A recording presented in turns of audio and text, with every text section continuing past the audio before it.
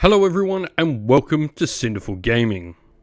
In today's video we're going to take a first look at Stealing the Horizons. This is a brand new miniature game. It's coming out soon on Kickstarter. I want to say a massive thank you to them for sending us out some 3D prints and some stuff to have a look at, along with having a tabletop simulator game with us to show off the game.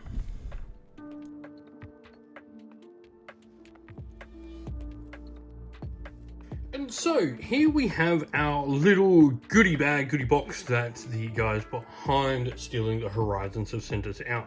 Now, we haven't got a full game from them, but we have got enough that we're going to do a little playthrough and a little description a bit later on with some of the painted models to show you all. But in this, I just want to show you what exactly sort of some of the things are looking like in the game, and also a few of the cool things I learnt while we got to have a little TTS showcase of some things that are interesting about the game system. But I guess first of all, the things you really want to know are, I guess, board and miniatures. So first of all, you can see we are on a grid here. There is a square based grid that will be made up of multiple tiles across the battlefield, and your models can move from one square to another like so. So one, but it can also go diagonally. You've got all variety of movement when you do this on the board. And then of course we add in things like these where there are height to the board. So height level 2, you can see height level 1, height level 3.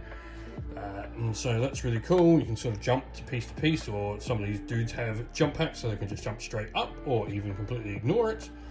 But that's generally the thing. So it is a three-dimensional battlefield despite being on a map that maybe you're familiar with if you've seen something like Warhammer Underworlds. The grid will sort of be something to familiarize with. A big reason for this as well is they wanted to make this appealing not just to tabletop miniature gamers, but to board gamers as well. And so, speaking of those miniatures, we have some 3D prints of the miniatures that will be coming out in plastic later on. We've got two different factions here. First of all, these are the robot dudes. These are one of the human factions, sort of like the invaders. There's a couple of little bits I need to trim off on these still, but all really cool. So these are like mining robots turned into combat robots. Pretty cool little look to them. And then we have some sort of marines, as you will, pretty standard sort of human space fighter stuff here, but cool nonetheless. And you can see the jump packs and all that with the little fire bits coming out, all really nice. We've got a couple of different ones of those. There's more a little like Spec Ops dude, and another one of the little robots. You can see like the ore and stuff in the back there. It's all being mined up. And then the cool thing about this is generally it's a game of invading forces like this versus the native forces. And this is one of the few native forces we've got. Really cool stuff here. Absolutely dig these guys. I think these are probably more fun. I love the little like sling and shot. Female miniature. They've also got this big super heavy, which is really cool. Some like weird monster alien thing. Really dig this. It's pretty darn fearsome. And we've got a few more of the native fighters and stuff with their masks and stuff. You've got to go find like full lore and rules and all that sort of stuff on the website, which we'll have linked down in the video's description.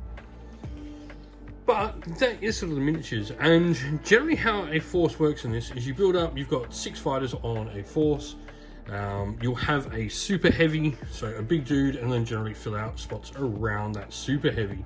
Super heavy will sort of supply various different benefits to the force and stuff around them, and sort of help you build, which is pretty cool. Now, not only that, but you have these pillars here. Now these two will be coming in plastic in the launch box that you can go get on the Kickstarter. And these are sort of we can steal horizons from, which is sort of like these ancient artifacts or ancient bits of power, and sort of one of the main sort of things you can do to achieve victory. There's also a ton of little tokens that can go on the map. That can be things from teleporters, to switches and a whole bunch of other different things, which is pretty cool. Your fighters can hack stuff and sort of do special abilities all over the table, which is really cool. And you're trying to generally bring horizons from one of these to the other, so sort of capture the flag style stuff. What I like about what I was showing is like the multiple different ways that combat can sort of go and fights can sort of go. It's not just a whole kill 'em all game. There is definitely a lot of layers to it, which I really dig. Now, one of the sort of more interesting mechanics I did see was how range works with your attacks. Now, this, I guess, is one of the less intuitive, less things that work like you think it would, but I do think it's going to make for an interesting bit of gameplay. And that is, each fighter here has their own little range, and we play the game in range bands. So you would have range band 1 would be you can attack around you. Range band 2 would mean you attack 2 squares away in the band. Range 3 would be 3, but you can only attack the range that your number is. So if you're range 2, you can't attack right next to you, and you can't attack 3 away. It's an interesting mechanic, and something I feel will add a ton of extra gameplay, because it's like, if I'm range band 2 and I get stuck in the bottom of the board and someone moves an enemy and they're here, I can't actually shoot them because they've sort of trapped me. And if I've only got like 2 spots of movement, I can only get to there. I can't actually like get out. So it does have some interesting ways in which I think it'll play an effect on the tabletop, which is really cool. It's one of the more unique parts about it, I think. But there is a lot more to show, and we are going to definitely look at getting a little more complete how to play up. But I really dig this stuff. I really dig the minis. I'm always looking for new games that are bringing something different, bring their own ideas.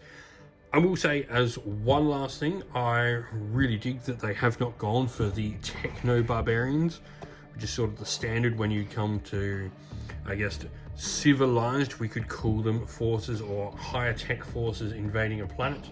Obviously, you know, techno barbarians, we can think of a whole bunch of stuff from like Warhammer 40k, the Na'vi from Avatar, all that sort of stuff. But what's really cool is they've made sure that these aren't just generic techno barbarians. They are people of culture in these native factions, and they've done this by having them work alongside some people within different cultures, some what's the word I'm looking for? Completely lost now.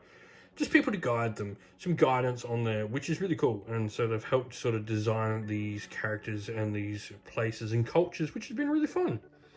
But if you'd like to check out more of this, if you want to see us play some more, please let us know down in the comments below. If you have backed it already, love to hear from you. And so, thank you all for watching. If you enjoyed the video, please don't forget to like, subscribe, and drop a comment down below, letting us know your thoughts on what it was we were talking about. If you'd like to, you can go join our Discord server, which is linked in the video's description, as are all the places you can help support the channel as well. Once again, thank you for joining. Stay safe, stay well, and most of all, keep fighting that war against the grey.